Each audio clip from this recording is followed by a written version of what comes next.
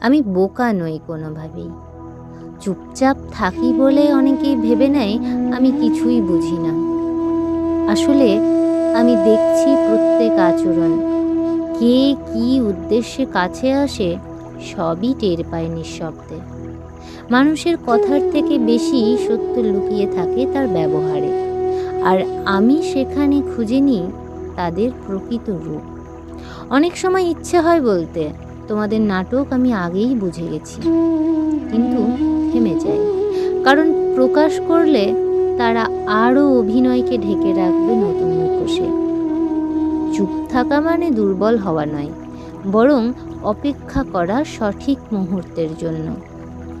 আমি সব দেখে যাই নীরবে, কারো ভান, কারো স্বার্থ কিছুই চোখ এড়িয়ে যায় না।